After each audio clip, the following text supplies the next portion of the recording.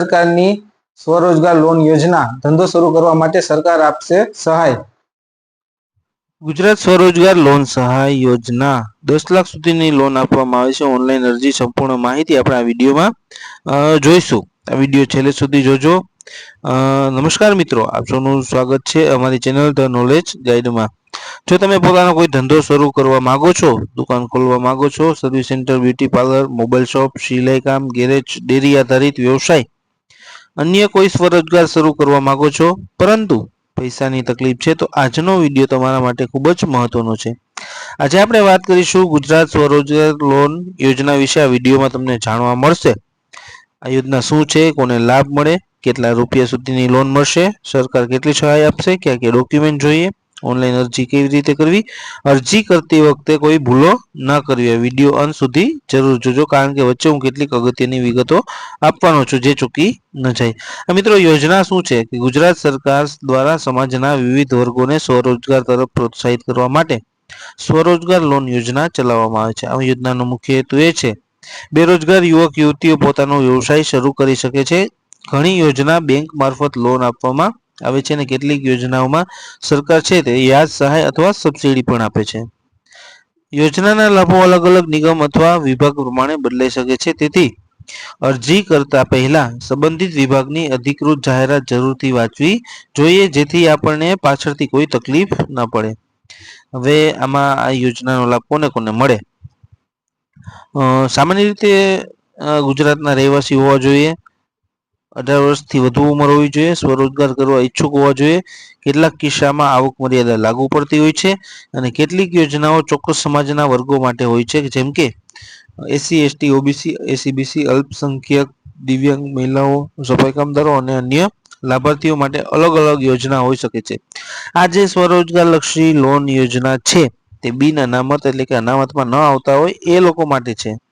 કેટલા રૂપિયા સુધીની લોન મળે? સૌથી મહત્વનો પ્રશ્ન છે કે અરજદારને 10 લાખ સુધીની લોન મળશે, પરંતુ દરેક અરજદારને 10 લાખ મળતા નથી। લોનની રકમ છે તે તમારો વ્યવસાય, પ્રોજેક્ટ રિપોર્ટ, બેંકની મંજૂરી, તમારી પાત્રતા, સંબંધિત યોજનાના નિયમો એ મુજબ મળતી હોય છે। ફરજિયાત 10 લાખની મળે તેવું જરૂરી હોતું નથી, તેથી હંમેશા અધિકૃત માહિતી ચકાસવી। કયા ધંધા માટે લોન મળી શકે? ઉદાહરણ તરીકે મોબાઈલ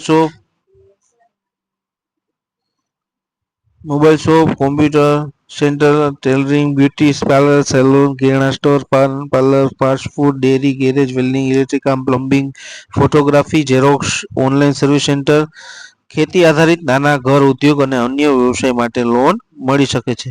ક્યાં ક્યાં ડોક્યુમેન્ટ જોઈએ? અરજી કરતી વખતે સામાન્ય રીતે નીચેના ડોક્યુમેન્ટ જરૂરી છે: આધાર કાર્ડ, ચૂંટણી કાર્ડ, રેશન કાર્ડ, પાસપોર્ટ સાઇઝનો photo, mobile number, bank passbook, રહેઠાણનો પુરાવો, જાતિનો દાખલો જો લાગુ પડતો હોય તો, આવકનો દાખલો, પ્રોજેક્ટ રિપોર્ટ અને અન્ય જરૂરી દસ્તાવેજ વિભાગ પ્રમાણે ડોક્યુમેન્ટ બદલાઈ શકે છે।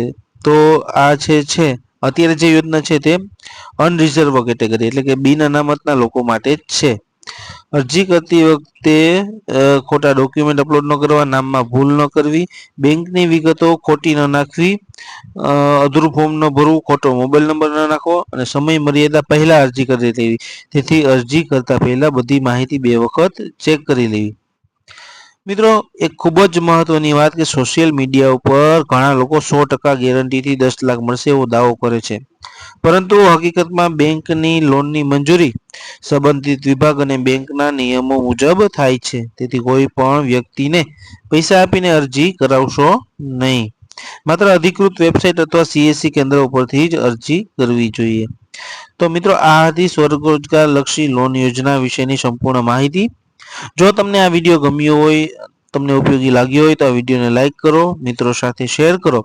કોઈ પણ પ્રશ્ન હોય તો કોમેન્ટ કરો અને આવી જ સરકારી યોજનાઓની ભરતી અને શિક્ષણ સંબંધિત સાચી માહિતી માટે અમારી YouTube ચેનલ ધ નોલેજ ગાઈડને સબસ્ક્રાઇબ કરજો, બેલ આઇકન જરૂર દબાવજો અને કોઈ પણ સરકારી યોજનાની સંપૂર્ણ માહિતી મેળવવા માટે યોજનાનું નામ લખી અમારો વોટ્સઅપ નંબર આપેલો છે એમાં તમે મેસેજ કરી દેશો એટલે એ યોજનાનો વિડીયો અમારી પાસે હશે તો અમે લિંક દ્વારા તમને આપી શકશું અને અમારી પાસે જેટલી ઉપલબ્ધ માહિતી હશે એનું અમે તમને સંપૂર્ણ માર્ગદર્શન આપશું. તો જો મિત્રો તમને આ વિડીયો ગમ્યો હોય તો શેર કરવાનું ન ભૂલતા અને આવી જ અવનવી જે માહિતી છે તે જાણવા માટે અમારી ચેનલ જરૂરથી સબસ્ક્રાઇબ કરી લેજો.